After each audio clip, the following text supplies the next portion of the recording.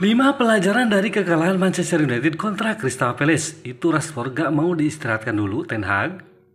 Manchester United lagi-lagi menelan hasil negatif di ajang Premier League. Setan Merah harus menelan kekalahan di pekan ke-7 musim 2023-2024. Di pekan ini MU mendapatkan jatah untuk bermain kandang. Mereka menjamu salah satu tim kuda hitam EPL, Crystal Palace. Di laga ini MU sebenarnya difavoritkan menang, pasalnya di tengah pekan kemarin Setan Merah menjamu The Eagles di Old Trafford pada babak ketiga Carabao Cup dan MU menang 3-0 di laga ini. Namun sayang MU lagi-lagi tersungkur, mereka menelan kekalahan tipis 1-0 berkat gol Joachim Andersen. Dari laga ini ada sejumlah pelajaran yang bisa dipetik skuad merah, apa saja itu? Simak ulasannya. Catatan pertama sekaligus salah satu kelemahan MU sejak musim lalu adalah mereka tidak bertahan dengan baik saat skema bola-bola mati. Di babak pertama, MU sebenarnya tampil sangat dominan. Mereka kerap mengancam gawang Crystal Palace dengan serangan-serangan mereka sehingga The Eagles harus bertahan dengan rapat. Namun Palace hanya butuh satu kesempatan untuk mencetak gol dan itu terjadi ketika Joachim Andersen dibiarkan bebas di dalam kotak penalti saat EJ melepaskan tendangan bebasnya.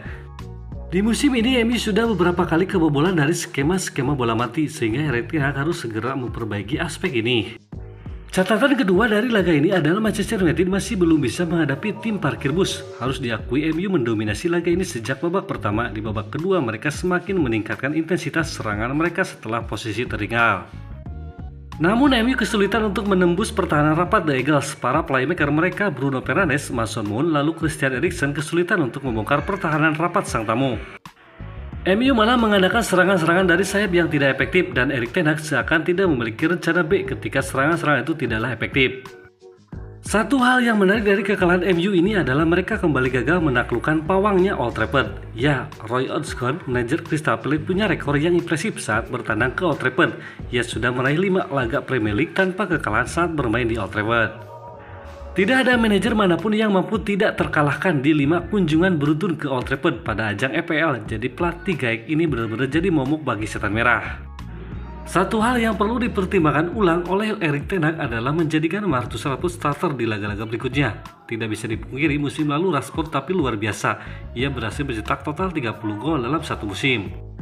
Sejak awal musim 2023-2024, Rashford selalu menjadi starter di lini serang MU. Namun sejauh ini performanya jauh dari kata memuaskan. Ia kerap membuat keputusan yang salah di dalam kotak penalti sehingga banyak peluang emas Setan Merah terbuang percuma. Ini bukan kali pertama Rashford seperti ini, jadi Erik ten Hag lebih baik mencadangkan sang pemain dan ia bisa mencoba memainkan Alessandro Garnacho sejak awal, di mana sang winger memberikan dampak nyata dalam permainan MU saat ia dimasukkan di babak kedua. Kekalahan atas Crystal Palace ini menjadi kekalahan yang perlu diwaspadai Erik ten Hag karena ini menjadi kekalahan keempat Setan Merah di musim ini.